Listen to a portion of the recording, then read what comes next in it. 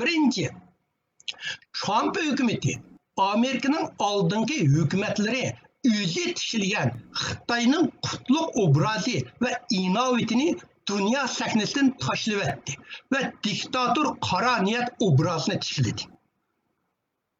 Amerika'nın stratejik noktası Amerika sabık prezident George Bush tüzgen terrorizmga karşı turishdan butunlay Xitayga karşı turishga o'zgartdi.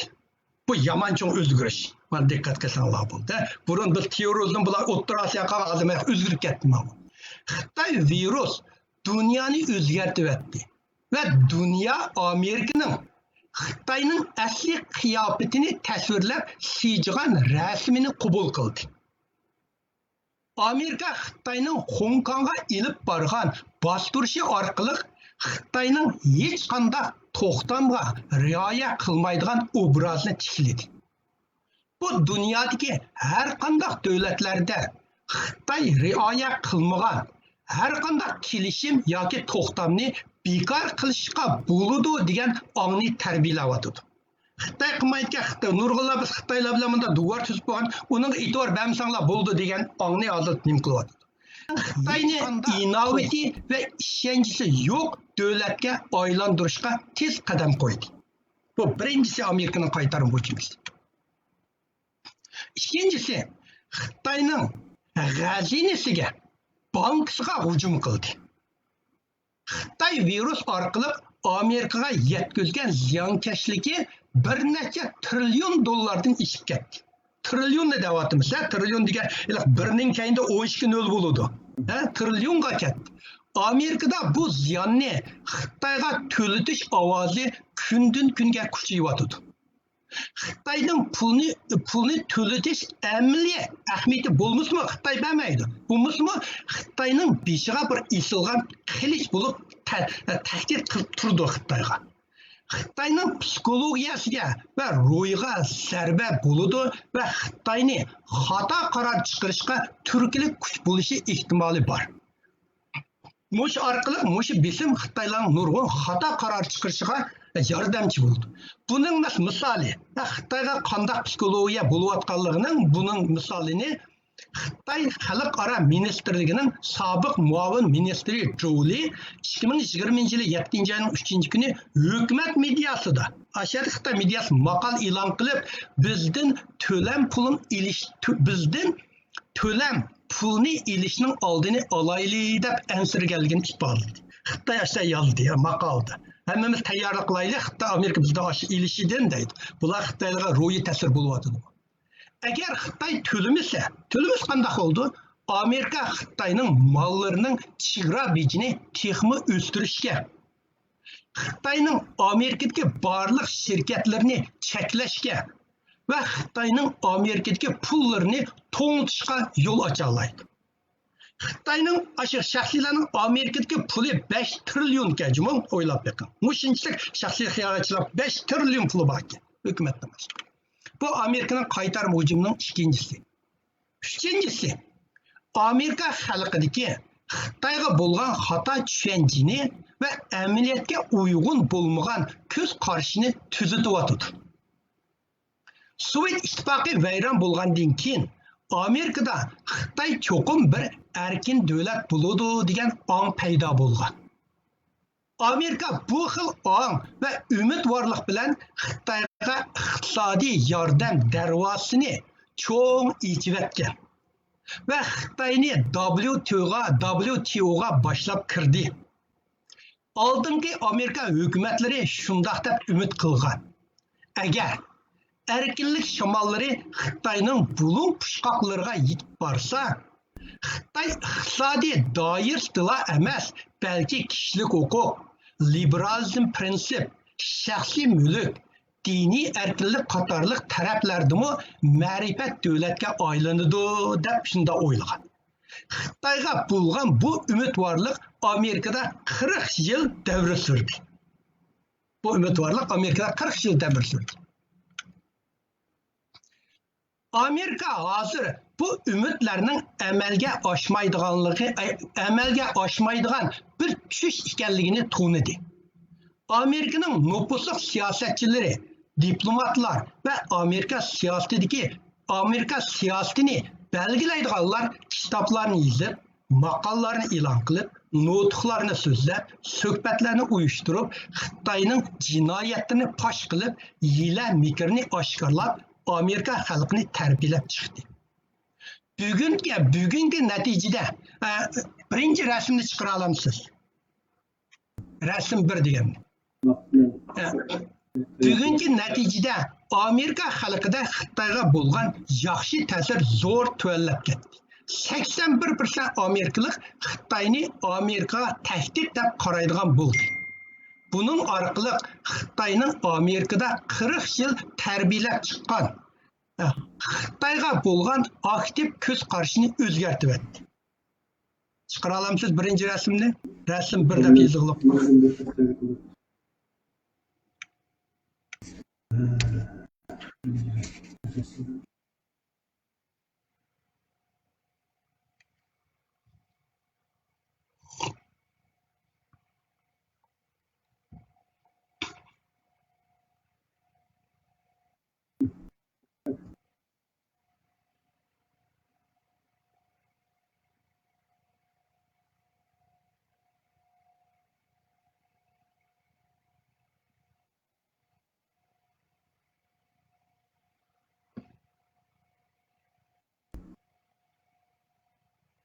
Yani o rasm Amerika'daki hozirgi Amerika xalqining Xitoy bo'lgan ko'z qarshining qandaligini tushuntirdi.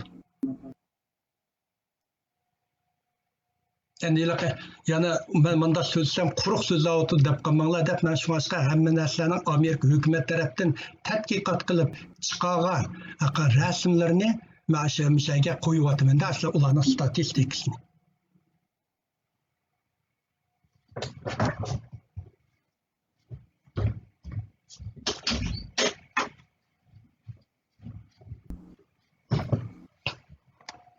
Ya bu rasm 3. Rasm 1. Mana rasm yo'q, o'tib ketdik. Rasm yo'q. Habay chiqqan rasm 1. Ma rasm 5.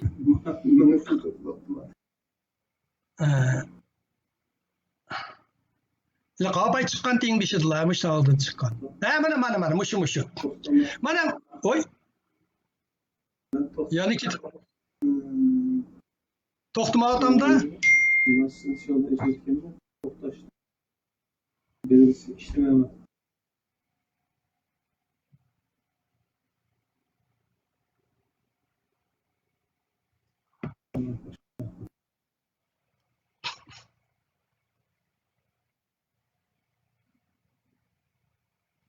Endi aşır rasmda o Amerika xalqining Xitoy bo'lgan ko'z qarshining 2005 yildan tortib bu rasm 3, rasm 3, rasm 1'gida, rasm 3'ga.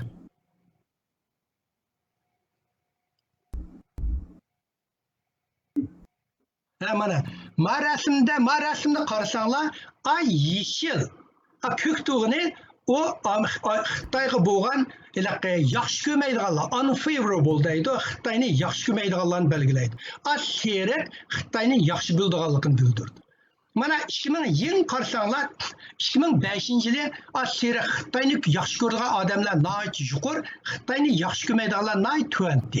Xitoyni yaxshi ko'rganlar 50%, Xitoyni yaxshi ko'rmaydiganlar 29%.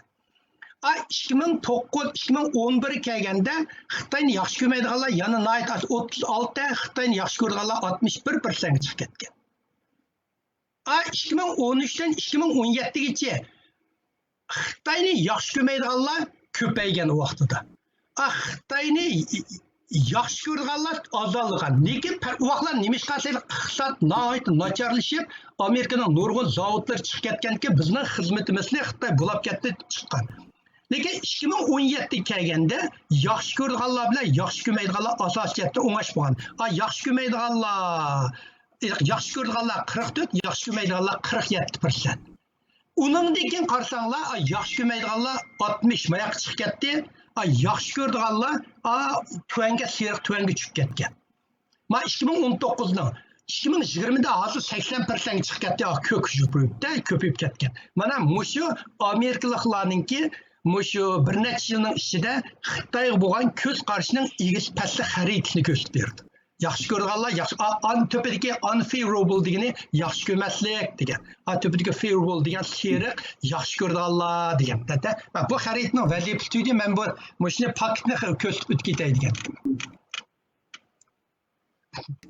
Xitoyning o'tkazgan Amerikaning Xitoyga qaytarma hujumining 4-chisi.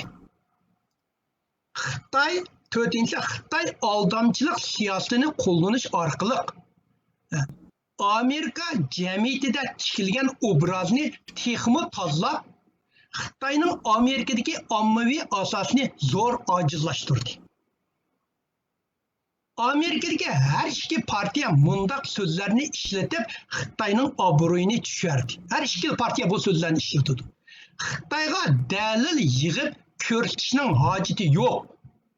Ko'rsatsang bu Xitoyning kori bo'lmaydi. Dalilni dunyoda ziyonkashlikka uchragan davlatlar va shaxsiylarga ko'rsatish kerak. Buning orqali davlatlarning va shaxsiylarning Xitoyni javobgarlikka tortishiga ilhom berish kerak. Bu ikki partiyaning o'rtaq bayonoti. Amerikada mundaq asosiy jihatdan umumlashdi. Hozirda mundaq bir umumlashdi. Qaloq, bilimsiz, yolg'onchilik, mas'uliyatdan o'zini opqichish, xalqning og'zini itish, yovvoyi, soxta qatorliq bo'lsa, qizil Xitoyning tarixi va dini. Endi Amerikada qizil Xitoyda partiyani tutib turib so'zlaydi. Qizil Xitoyning tarixi va dini. Ular dunyoga qilgan to'kpisi bo'lsa, 2 qitim o'pka yuqumli kasal tarqatgan. Xitoy hokimiyati Xi Jinpingning qo'lga o'tgandan keyin tamamen faşist bo'lib ketdi. Mana Amerika xalqini bu ong bilan tarbiyalash orqali, Trump hukumatlari bu ong bilan tarbiyalash orqali Xitoyning zo'r mablag' silib Amerika jamiyatida 40 yil yetishtirgan asosini buzib tashladi. Bular Amerikaning ichida jiq tashkilot, mintaqasini mingdan jiq tashkilot organlarini qurib qo'yibdi. Qashlarni hammani vayron qilyapti hozir. 5-chi Amerikaningki Xitoyga qaratgan, Xitoyga qaytarma hujum qilgan 5-yer.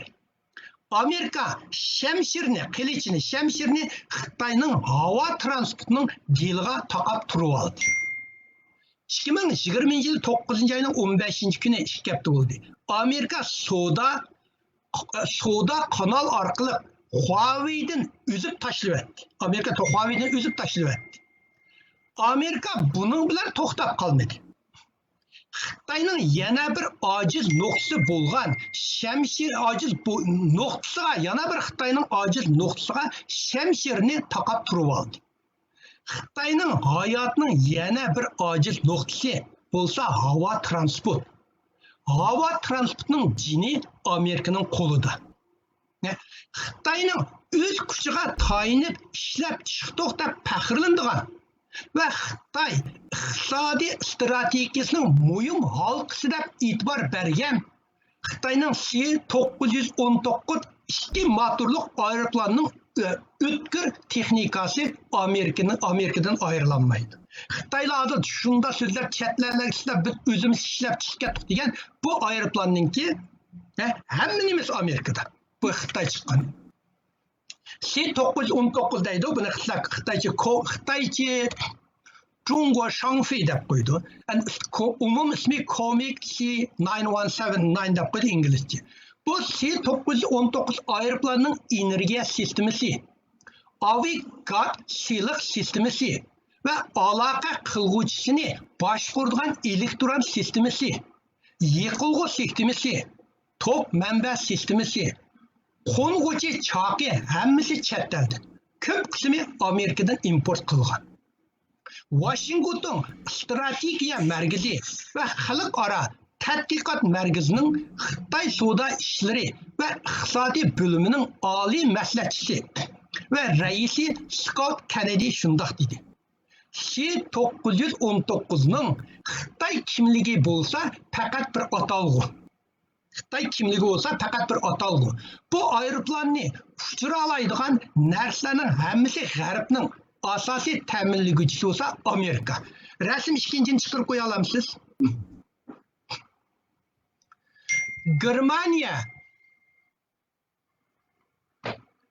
Germaniya TEL şirketinin analiz qilguvchi va şirketning muavin direktori Richard Abolofya shundoq dedi.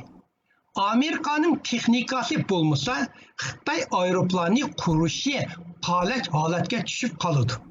İkinci rasmni ikkinchi chiqarib qo'ydim. G'arbning motori va aviatsiyasiga elektron texnikasi bo'lmasa, Xitoy aeroplanni hargiz yasanmaydi. Motor bilan aviatsiya elektron uskunalari aeroplanning ming'isi va muskuli. Xitoy aliyum turbilik aeroplanning quyrug'ini yasab davlat bayrog'ini sizmak hech qanday ahamiyati yo'q. Mana tuvandagi rasm, ikkinchi rasm chiqarib qo'ysangiz, men ko'rsatib o'tib ketay. İkinci tuvandagi rasmdan biz bu Xitoy aeroplanning nalari chetdan qo'ldaligini bila olamiz. Mana mushu Xitoyning faxrlangan eng chong aeroplan C919 deydi. Amaliyotda buning ichida Xitoyning mushu qoplanmış quyrug'idagi mushu alyumin taxtadan boshqani yasamaydi. Mana tuvanda qarasanglar eng yuqoridan. Endi so'ng tarafdan qarasanglar, sizlarga o'ng taraf ko'rindi-ku deyman. Birinchisi Siam internal lip, mana Amerikaning yasaydi. Uningdagi ikkinchi qarsanglar, enjinningki, motorning qurilmasi birimlari Fransiyadan kirdi. Uningdagi aeroplan uchganday aeroplanni kontrol qiladigan narsa bayroqni endi ko'rsa, bu Amerikaning. Faqat to'pidagi alyuminlar Xitoyning. Tuallab qarsanglar, aeroplan uchib ketib berib turib, havoni havoninki qandaqligini bilib turish kerak. Uni qilgan radar Amerikaninki. Uningdagi elektr sistem, Amerikaning butun aeroplandagi elektr sistem ma'nosi, o elektr sistem u bo'lsa, umi Amerikaninki. Uningdagi aeroplan shu vaqt uchib ketganda qanoti muzlab qolmasligi kerak. Shu qanotini muzlatmaydigan anti-icing deydi. Muz bo'lishining oldini u bo'lsa Fransiyaninki. Uningdagi flight recover, masalan uchib ketib berib recorder aeroplanning ichiga butun narsalarni nim qilib turdi. Tizim aeroplanlar yutib ketib bir yerdan topadi-ku, ashlarning hammasi u Amerikaninki. Uningdagi Amerikaning fuel, gaz, kuydirgi, energiya sistemasining hammasi Amerikaninki. Tushadigan chaqi, chaq tushganda bundoq birining boshining vaq urib tushadi. Shu chaqni Xitoy ishlayolmaydi. Umi Amerikaning Honeywell degan shirkat ishlaydi. Chaqmi Amerikaninki. Mana uningdagi bunda ishga borganda darrol ishga qo'nishib, sistemlar ichilgan sistemlar hammasi Amerika. Mana mushu Xitoy chet ellarga sotayotgan aeroplanni mushu. Buning amaliyot Xitoy o'zimizni ishlab chiqdik deydi. Bu to'padagi alumin qipidan boshqa Xitoy hech nima ishlamagan. Hozir Amerika buni to'xtatganki, hozir Xitoy chet ellarga bergan aeroplanlarni sotmaydigan bo'ldi. Sotamaymiz, vaqti yetkazolmaymiz bo'lgan bo'ldi. Xitoyning eng hozir Amerika mushu aeroplan orqali Xitoyning dilini siqyotdi. Amerikadagi Wall Street Journal gazetining xabar qilishicha, Trump hukumati Amerikadagi CFM International shirkatining Xitoy aeroplan motorini ashada oladi. Undan keyin Amerikaning yana bir shirkati General Electronic shirkatining mushu C919 ga aviatsiya elektron sistemini eksport qilishni cheklashni o'yladi. Mana cheklanglar deb qo'ydi. Cheklab tushamidi hozir chiqdi. Amerika hukumati bu cheklash buyrug'ini texi amallashtirmadi. Lekin e'lon qilib bo'ldi. Lekin Amerika davlat bexatarligini va strategiya maqsadini asos qilib turib, Xitoy olam qatnashining motorini cheklaydiganlikqa hamma odam Amerikada ayon bo'ldi. Endi har qanday narsaning motori bo'lmaydimi? Butun motorlarni har qanday nimaning motorini Amerikadan oldi. Xitoy aviatsiya tadqiqot va taraqqiyot markazining oliy injeneri Lu Feng. Aş Xitoydagi Lu Feng, ha bu. Ashadagi oliy injener Xitoy maqol e'lon qilib shunday dedi. Agar Amerika motor ta'minlashni to'xtatsa, qozonning ostidan o'tinni tortib yetadi dedi. 36 yildagi gapni qilib, Fudi Chouxin deb yozdi. O degani bizning g'urg'ur qilayotgan, bizni kuydirayotgan, qaynatayotgan shu Amerikaning o'tini, Amerika motorni to'xtatsa, o'tin tortib yetadi, bizning butun ishimiz to'xtab qoldi degani buni. Bu Xitoyning olimi e'lon qilgan narsa. Bugungi kunda havo qatnash har qanday davlatning jon tomiri. Xitoy texi o'z oldiga aeroplanning chaqini yasamaydi. Agar Amerika bu tarafdan Xitoyni jazolasa, Xitoyning xalq aviatsiyasi emas, hatto urush aeroplanlarimi to'xtab ketadi. Bu rasmni chiqarib olsangiz bo'ladi.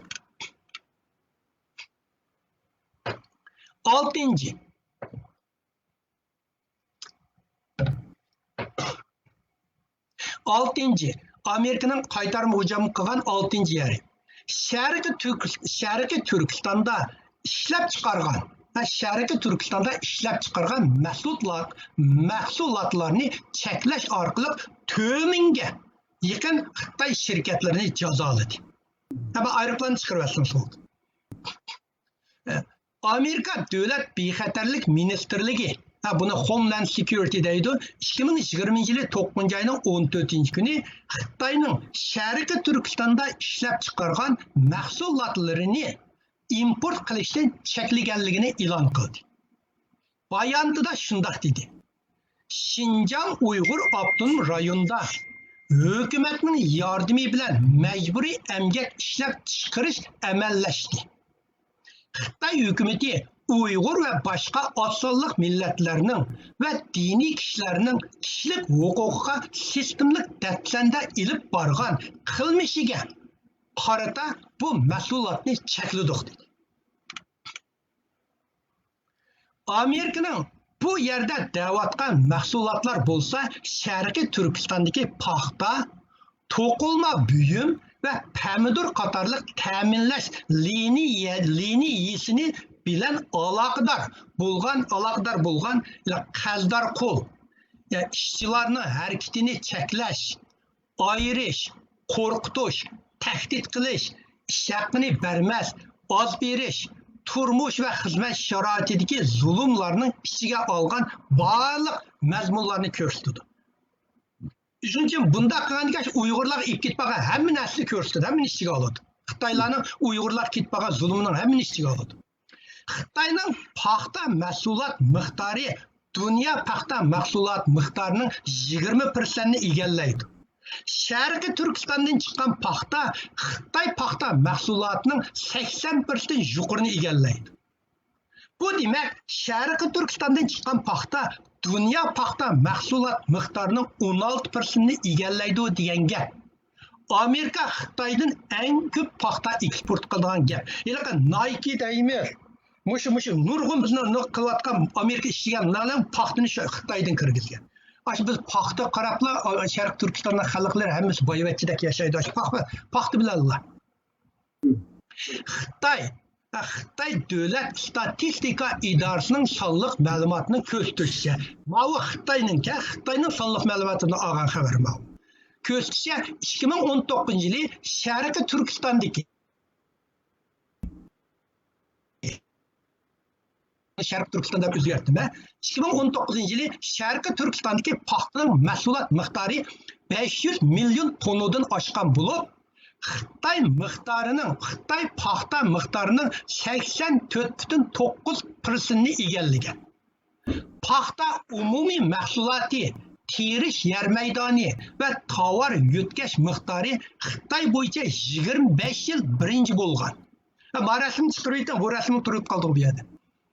Xitoyning dunyo bo'yicha paxta ishlab chiqarish, iste'mol va savdo setiqdagi umumiy o'rni nihoyat muhim Xitoyning. 2019 yili Sharqiy Turkistondagi paxta terilg'iga 12 million model ishib ketgan. 12 million model ishib ketgan. Xitoyning sharqiy, janubiy va sharqiy o'lkalardagi Xitoychilik Dongnan, Yanhay, Dongbay shundaydi. Barliq to'qimchilik kiyim-kechak sanoatini sharqiy Turkistondagi Xitoy korxonalari ko'tarib olgan.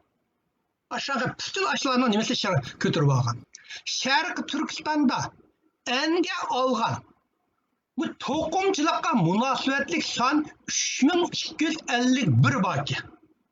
Bunun da 150 bin Xitay işleydik.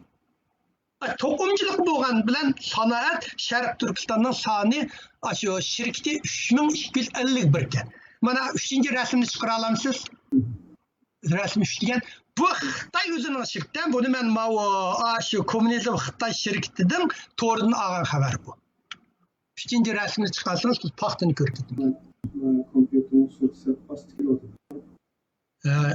Past kelayotamda. Yasaklab o'tib ketaveraymi rasm qaramay. Men ulgutma. Ha? Nima endi mushrodan qarab qoldim-da masalanga. Mushu ma'rasmishki. Mushu biz Uyg'urlarning aşı paxtı o'zi Uyg'urlarga har bir Uyg'urni mundaysan shunda bana. Ma'u bo'lsa Xitoyning ichida olgan, paxta zavodining nimasi ko'rdinglarmi? Tuanda bor, mayliq mashina bor qilayotgan bu Oqsuv ekan. Ma'u paxtalarni yig'ayotgan ekan. Bizning mushundaq mo'l paxtimiz bilan mushundaq bizning paxta dunyo bo'yicha birinchi sort kirdi ekan. Çünkü paxtalarning ichida Sharq Turkistonning paxta eng oliy sort kirdi ekan. Amerikaning Adidas, Nike, bütün bu marketler hemmesi muşu paxtını Şarkı Türkistan çıkan paxtını işledik. Muşunda paxtalarımızı Xitaylar günden günge bildi ilip gitip vardı. Bana bu paxtalarını hem miktarda hem süpette bir cidercinken. Hem miktarı hem süpeti.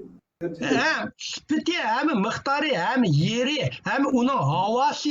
Dünya boyunca birinci sortluk ameliyat Xitaylar tığcunu dep aladı. Ali sortluk paxtını işlep çıkır ekan bizimki. Hiç neden anlaşka Amerika dünyada Nike, Amerika'daki nurgun çoğun şirketler var. Nike, dağlık maykalan kiydiğen ayaklar. Aşağı paxtı hemmesi Şarkı Türkistan'a kirgen baktılar. Onun için bunu çıkarırsanız oldu. Şarkı Türkistan paxta makanı bulupla kalmay pomidor mahsulotlarini ishlab chiqaradigan 4-chi rasmni chiqarib qo'ysangiz bo'laverdi. Pomidor mahsulotlarini ishlab chiqaradigan va chet elga eksport qiladigan asosiy punkti va bozori Xitoyning. Xitoy kundalik to'r gazetining, Xitoyning gazetini Jungo Riba Wang deydi. Açık gazetning 2019-yili 9-oyda xabar berishicha 2019-yili Sharqiy Turkistonda pomidor terilg'u yerning doirasi 5,5 million kvadrat metr bo'lib ekan.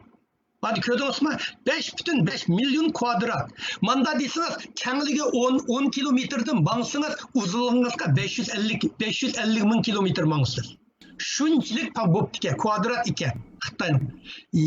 Yillik mahsuloti 650 ming tonnadan oshib Xitoydagi pomidor mahsulotning 90%ni egallaydi ekan. Uningga qizil lazım shu ekan. Men bu yer qizil lazım deb, qizil lazım dunyo bo'yicha eng jiqni. 2017-yili Sharqiy Turkistondan chet elga eksport qilgan pomidor mahsuloti 450 ming tonna bo'lib, Xitoyning eksport qilgan pomidor mahsulotining 75%ni egallaydi ekan. Ama bu dünya pomidor sodasının 25%ni egallaydi. O'ylab qarang, bizning bir Sharqiy Turkistondagi pomidor bütün dunyodagi pomidorning 25%ni egallaydi ekan. Yevropa, Sharqiy Turkistonda asosiy qatorliq 100 jiq davlat shu bizning rayondan olib kelgan mahsulotlarni ishlaydi ekan.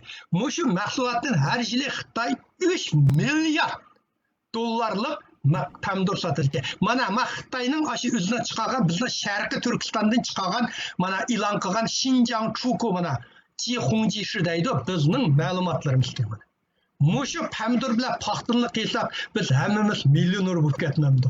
Ha, keyin biz olto'lan demoqchimiz, nechlar qanday bir inson yoki bir korxona ishi kim bolsun sen muşunda bir yer tupraqda çoğalgan bolsan ya tupraq senin olduğun bolsa senden bu yerden yok deb düşünürüz de. Ya düşünürdü.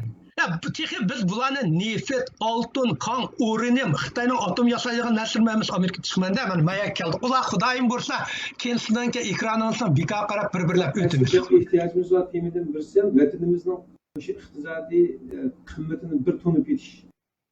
Ya buludu. Ya buludu. Ya o doğruluk men şu mesela o doğruluk bo'lib qolsa, keyin qilsa Xitoydagi bizning neftimizning, bizning oltinimizning, bizning gazning, buning unga uranium deydi, atom. Xitoy Sharq Turkiston atomni yasamaydi. Silikon, mana chip yasaydigan narsalar hammasi qanchalik o'to'g'riliq, men o'to'g'riliq yaxshi ma'lumot bera olaman. İnşallah bu Buningdan biz Amerika hozir pamdur nimalarni hammasi jazo oldi. Buningdan Amerikaning bu qarorini, Xitoy qilgan qarorini Xitoy iqtisodiga qanchalik zarba bera oladiganligini bila olamiz. Qanchalik butun Xitoy qanchalik zarba bera oladiganligini bila olamiz. Amerika ovoz, American Voice deydi. Amerika ovozining xabar berishicha, Amerika davlat bexatarlik ministrligining Homeland Security muavin ministri Ken Cuccinelli 2020 yılı 9. aydaki bayonotida shundoq dedi. Biz bu harakat orqali Xitoyning Sharq Turkistondagi mas'uliyatlarni cheklashni davotdi. Biz bu harakat orqali qonunsiz va insoniyatsiz majburiy emgakka zarba beryapmiz. U bo'lsa hozir zamondagi qulluq tuzum. Xitoy bundaq mahsulotlarni Amerikadagi mollarning orasiga eksport qilib qatmoqchi. Xitoy bu mahsulotlarni bizning ta'minlash liniyasiga kirgizishga urinyapti.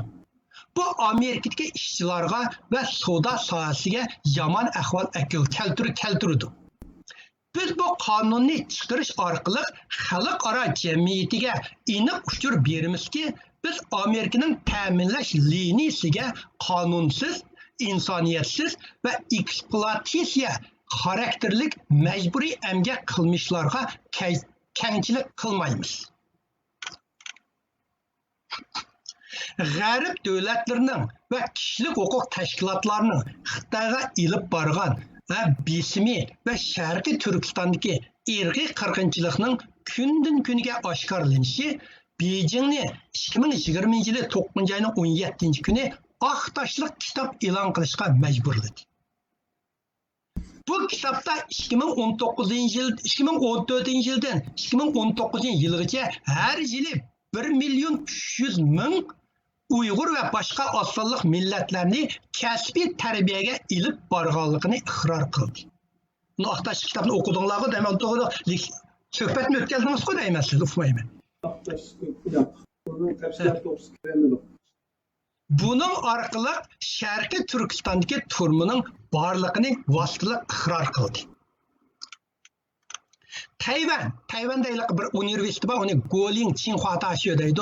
Tayvan Guilin Tsinghua Daxuening lektori Shi Jianyu shundoq dedi. Yozib maqola shundoq dedi.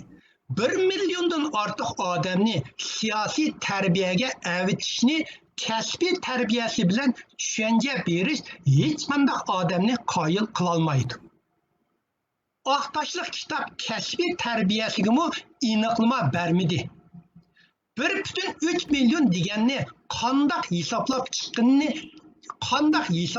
chiqqaniga izohat bermidi. Xalqning majburiy emgak qilyotidi degan savolga javob bermadi.